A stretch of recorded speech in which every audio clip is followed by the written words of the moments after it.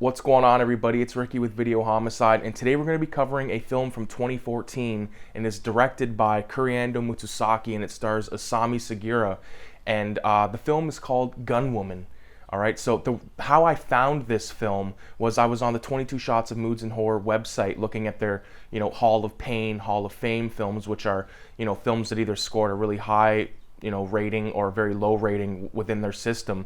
And I seen Gunwoman on there. I'm like, what the hell is this Gunwoman film? It looks pretty crazy. And if, I hold those guys' opinions, pretty high. Like, I respect what they say and that they're usually up my alley with movies and stuff. So I checked it out and I was not disappointed.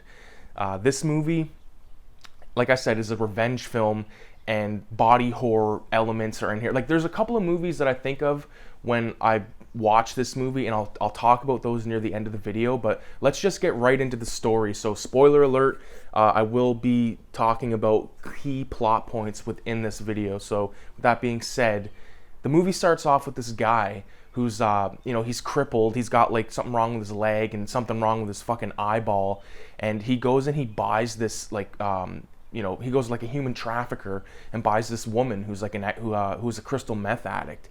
And he takes her to his, like, little compound and he gets her off of the drugs. Okay, so he basically, through, like, keeping her chained up to a fucking pole in his basement, or in this warehouse, he gets her to, kick the shit, and he starts, feeding her and all that kind of stuff. And then he starts kind of training her how to fight, how to defend herself, how to shoot, and all this kind of stuff. And if you might be thinking of a certain movie right now, and that movie is Thriller. Okay, but in Thriller, it was kind of, against her, like, she was turned into a dope head and then taught herself or paid for her own lessons. Whereas in this movie, the chick was a dope head, gets off the dope by this guy, and then he teaches her how to fight and all that. So it's kind of like a reverse Thriller. And this mastermind guy who's teaching her all this stuff has this dude come in to fight her, teach her how to fight. There's a scene where he looks totally like Bruce Lee. And, of course, this guy that's like the mastermind has his reason for why he's doing all this, and that is because, like, his wife was raped and killed by this son of a bitch guy who's like a necrophiliac. Because there's this like place out in Las Vegas, I'm pretty sure, where it's kind of like a hostel type thing, except it's not killing people, it's like going there and like having sex with dead bodies. So necrophiliac. So there's all these really high power businessmen that go to this place, and like there's this total like method. Like, if you go there with bodyguards, you can't have your bodyguards come in. They have to, like, drive 5 kilometers away and wait for the call to come back and pick you up when you're done banging a dead broad or dead dude or whatever it is. And I think one of the biggest problems that this teacher mastermind guy has is, how is he going to get this chick in there to, use her newly taught skills to take out this guy that, killed his wife.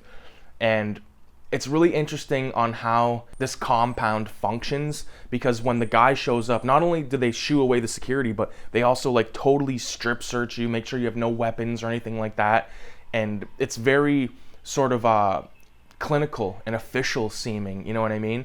So, like I said, I got vibes of Thriller. I got vibes of, like, Hostel, even though Hostel was pretty fucking dirty. All those places were very dirty looking. The teacher also kind of uses this other junkie chick to come in and sort of, act as like a stand-in at certain points in the film. Like, maybe not a stand-in, but for instance, there's a scene where our main chick is, like, tied up to this wall, and the mastermind brings in this junkie chick and gets her to shoot at our chick, and she's dodging, or she's not hitting her. And I think that's a way of preparing the crystal meth fiend to, be used to getting shot at and stuff like that, which is pretty smart if you think about it, because, like, if she had went in there without ever having an issue like that, it might have backfired. She could have, like, been spooked by the gunshots and all that kind of, you get the idea. The scene that I think makes the movie, like, turn from, just sort of your revenge flick to, like, total Cronenberg body horror, and I'll get even deeper into Cronenberg in a minute here. She needs to sneak a weapon into this compound.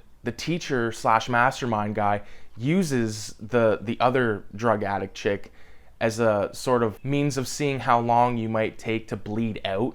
And the reason for that is because the mastermind intends on sneaking weapons into this compound inside of the chick. Okay, so basically he takes the the throwaway drug addict chick and cuts her like right here and then like kind of on her abdomen, and he times it how long it takes for her to bleed out.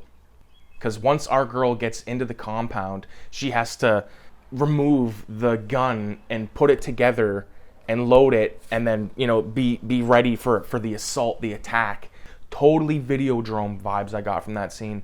Like how fucking more Videodrome do you get? She's pulling a gun out of her stomach essentially. I just thought it was like thriller, Videodrome, fucking Hostel vibes. Like I was like, this is awesome. This is a dope flick. And there's a total like surgical scene where the mastermind is putting like the gun parts inside of her, and it's just very gross. And like apparently he's like this total good, like I don't know if he was like a seamstress or like a surgeon or something like that, but he sealed up the incisions and made it look like they weren't there kind of thing. So when she gets into this place, also they have to disguise the fact that she's alive. So he injects her with this stuff that makes her seem like a dead body, and then she kind of wakes up at this compound on one of the tables ready.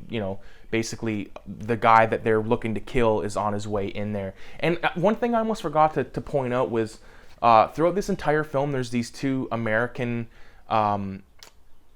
like it would seem assassins in this car driving to somewhere, and they're just talking about it. So it's like one of them is telling the story of this chick to the other, and it's very interesting. It's very interesting. I'll say that, because I've always loved movies where it's like a story being told, and you can I personally couldn't tell what was going to happen at the end, but I had an idea that maybe one of these guys was going to be, corrupt or, had something to do with the story, and one of them did.